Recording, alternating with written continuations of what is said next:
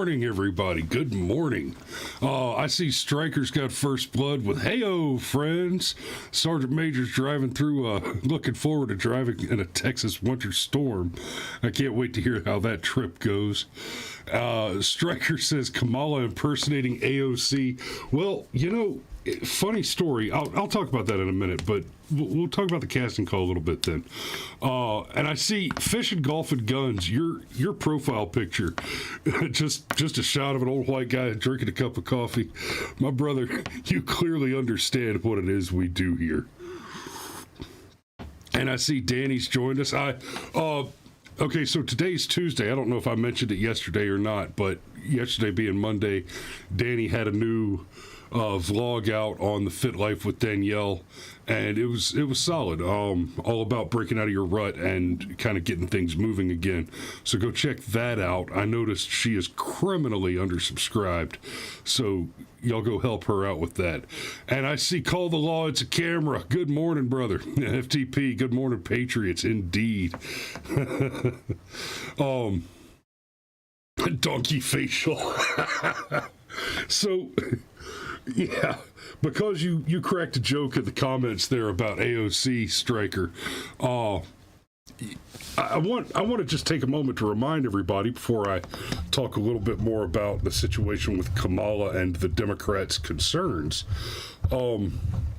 This is one of those you get what you pay for type of situations, even when you pay with booty.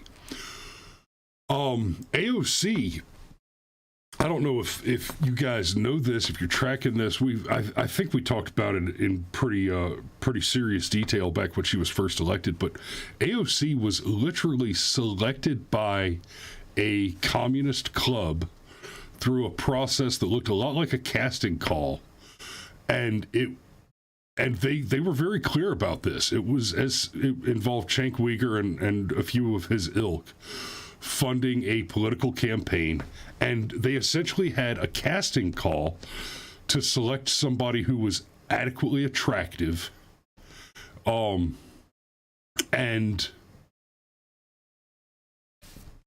generally personable, right? It was actually an important factor in the casting call that they not be a well-known, competent politician. AOC got picked because she's got them tits. That was it. They said, okay, this one's moderately attractive and not intelligent enough to do anything on her own, so we could basically control her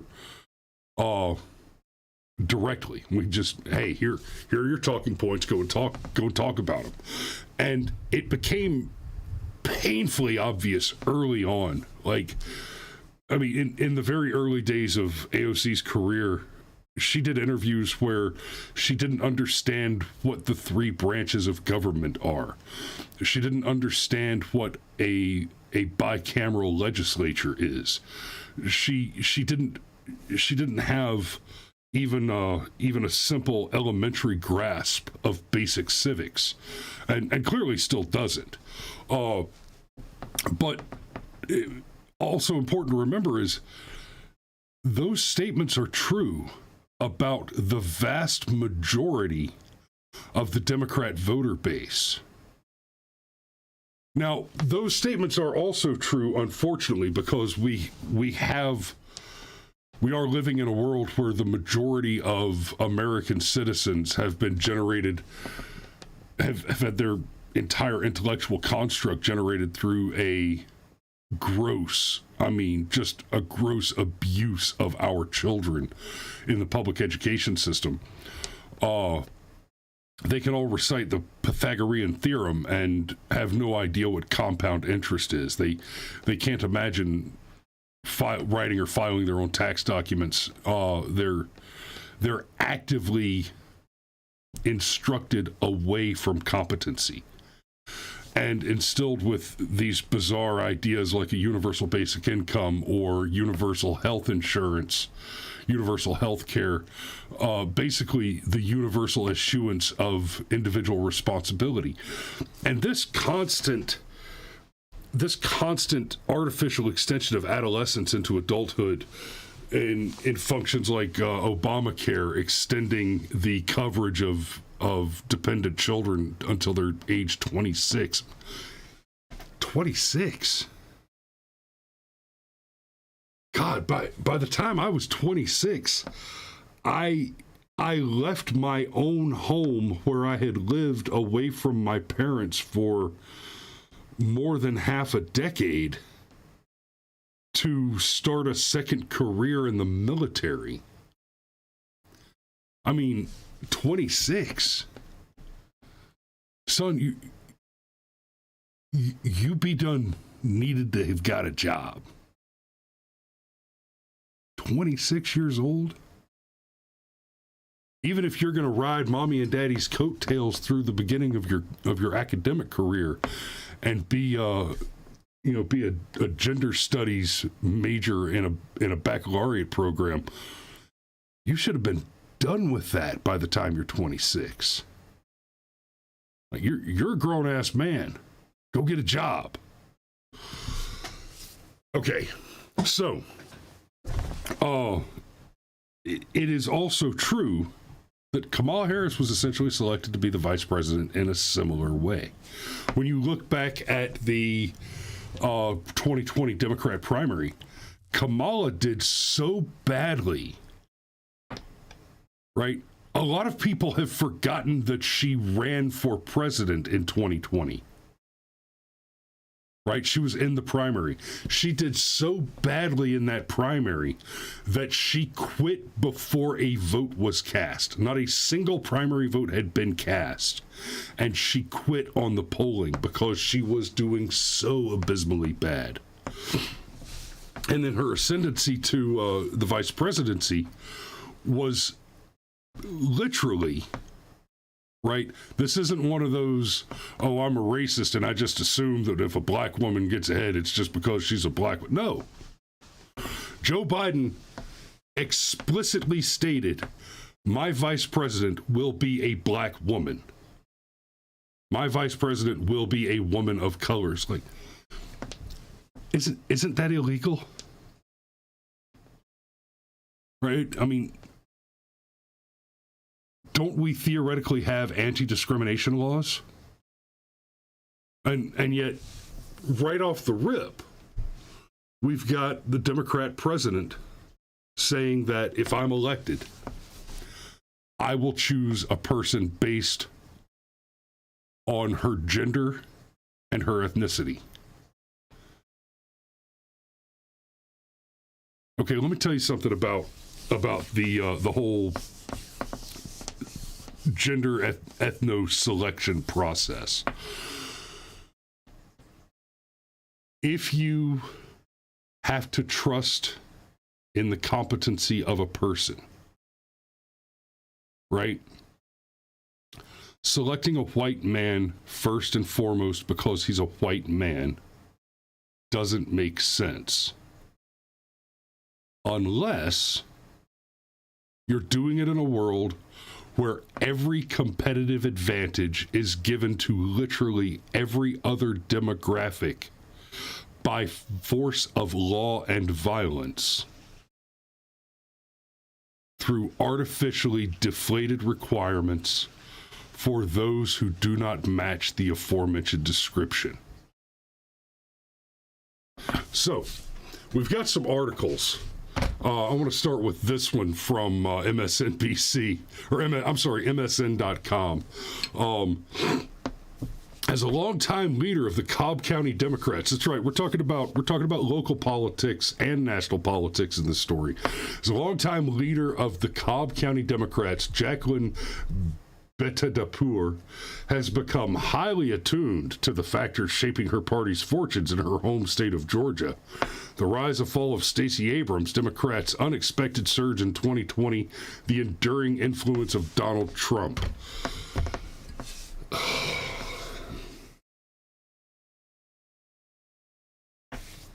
The rise and fall of Stacey Abrams. Stacey Abrams was an artificially inflated candidate. It's that simple. Stacey Abrams rose to the point that she could run for governor through the influx of foreign capital. And remember, when I say foreign capital, I mean California and New York Democrat money being flooded into a state election. That is foreign interference by definition. Democrats' unexpected surge in 2020. What do you mean unexpected? You mean Democrats' manufactured surge in 2020 when they ginned up a summer of love, an entire year of violent terroristic activities, right? Fast forward to today, and we're seeing headlines about rioters being charged in Georgia. Let me remind you, these rioters, there's a reason they're being charged with terrorism, right? We're not talking about a couple of white soccer moms going to the Board of Education and complaining about the pornography that's being involuntarily shoveled onto their children. It's not those kind of terrorists where you have to come up with some measle-mouthed Greek-rooted word, stochastic, which, by the way, means random. Stochastic terrorism, to charge a bunch of white soccer moms because, oh, well, they're white and therefore evil. No. When we're talking about the rioters in Georgia relative to the police training center, the unexpected surge of Democrats, it's not unexpected. They're being charged with terrorism because they've been firebombing police cars. But it says now Bette DeBoer is worried about the political prospects of the woman positioned to be President Biden's heir, Vice President Harris. Of course she's worried. Of course she's worried. This woman has been the vice president now for almost 3 years. Oh, okay, I'm sorry. It'll be 2 years, 2 full years this upcoming month. So tomorrow is the beginning of February. By the end of February, it will be the case that Joe Biden it's been 2 years since he took the oath of office and was inaugurated into the presidency. And we've been seeing all this stuff about the top secret documents that Biden has. Now, of course, there's been a stink about Biden's documents and Trump's documents, and apparently Pence had some documents. There are some significant differences here.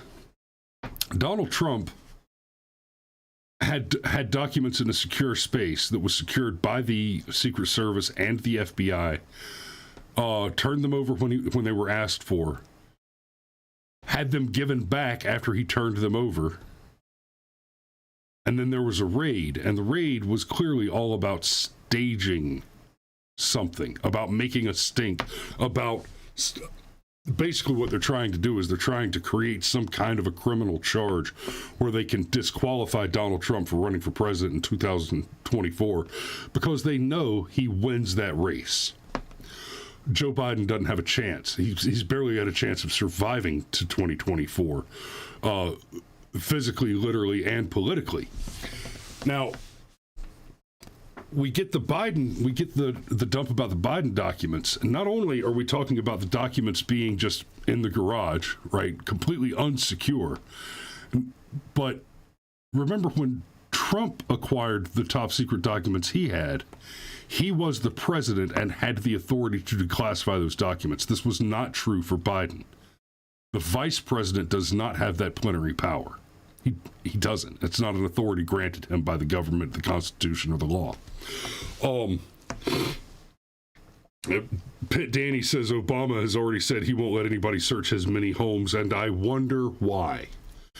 But with Biden, the differences don't stop there.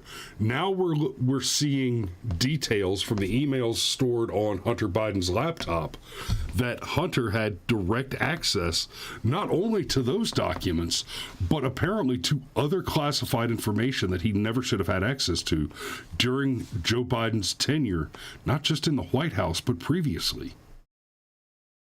So we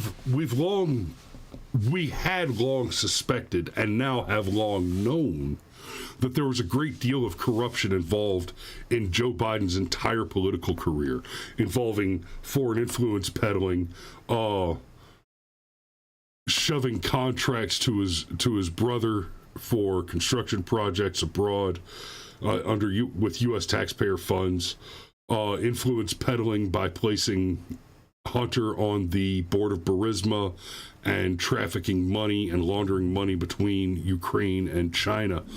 We're now seeing real, conclusive, serious evidence that part of that influence peddling involved Joe sharing classified, U.S. classified intelligence documents with Hunter while he was engaged in access peddling to the White House between the Ukraine, Russia, and apparently several other countries.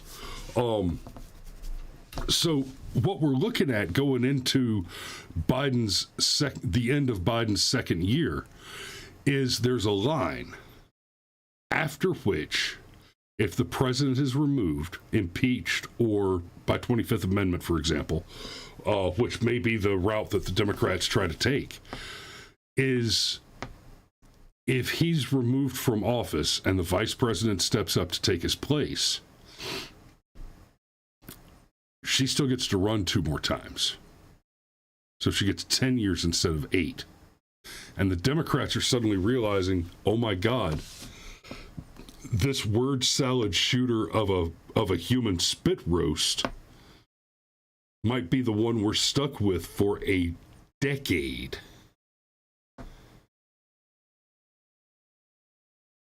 They thought they had a good plan to take command and control and secure the office for nearly 20 years with Joe and Kamala, both of whom are malleable puppets, easily controlled by deep state actors like the weaponized FBI and the general weaponized Department of Justice. Instead, they're looking at this woman who is just an absolute embarrassment. Every time she goes on television and does an interview, every time she opens her mouth, it's just a pure word salad. Ben Shapiro did a great video on this where he showed a couple of clips of her speaking, and basically she's a predictive text engine.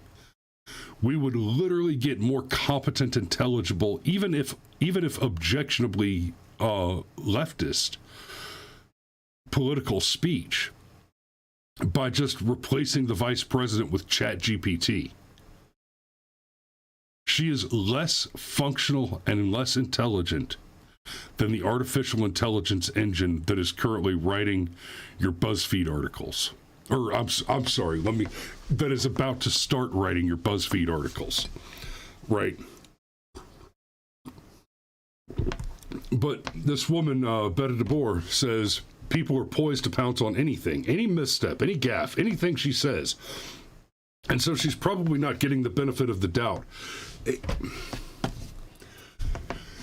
It's not poised to pounce on anything.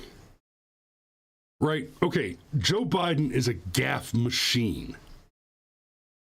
So is Kamala Harris.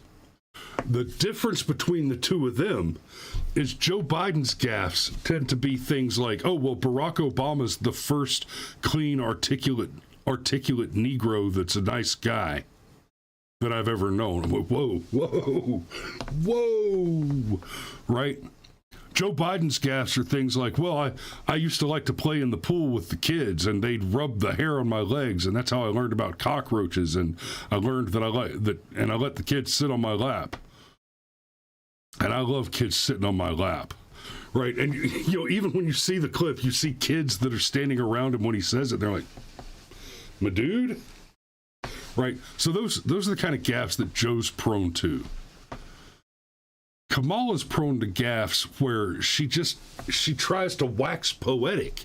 And there are moments that are momentous and foment momentum forward into realizations of histories that erase the moment. That's almost a direct quote guys. That's not just me spouting off about spouting off. That's a nearly direct quote from Kamala Harris. And I don't know if you guys saw the interview where she goes on ad nauseum about how much she just loves Venn diagrams. Honey, you sound like a child. And I have 4. You don't even sound like an intelligent child. So, of course, they're concerned, right? Now, I've got this article from Breitbart that I want to tag real quick. The majority of Americans no longer believe President Joe Biden is competent in his role as the commander-in-chief, according to a CBS News poll. But I want you guys to notice something important about this claim. This is from August of year before last. Right? He's barely 6 months in. Barely 6 months into his presidency. And the CBS poll finds that more than half of Americans don't think that the current president is competent to do the job. Do you suspect, mayhaps, that confidence has risen between then and now? Do you suspect that confidence in that competence has risen between here and now, between then and now? I say absolutely not. The article from MSN goes on to say such concerns about Harris's political strength were repeated often by more than a dozen Democratic leaders in key states interviewed for the story, some speaking on the condition of anonymity to convey candid thoughts. Harris's tenure has been underwhelming, they said, marked by struggles as a communicator. Boy, that's a generous statement. And at times near invisibility. And at times near invisibility. Let's be real clear about what Kamala has been. Nobody is even aware of her except for when she goes in front of a camera, goes in front of a microphone, and makes a damn fool of herself. The Democrats right now should be in an absolute panic mode because we're about to start spinning up the primaries for the next presidential election. And they are walking into it, and they're going to have to excuse away defending the IRS, defending the lockdowns, arguing that the economy is not absolutely in the toilet. They're going to have to walk into it dealing with criticism that they took the best, literally, objectively, by the numbers, the most prosperous economic period of U.S. history. And in less than 1 year of command and control of the government, turned it around to a recession. And they're going to have to make that case with Joe Biden and Kamala Harris on that wit. I got to say, 2024 is looking pretty bright, guys. You know, as long as there's a free and fair election. So, thanks for joining us this morning. That's all I've got for you today. Y'all be safe. We love you, and we will see you tomorrow.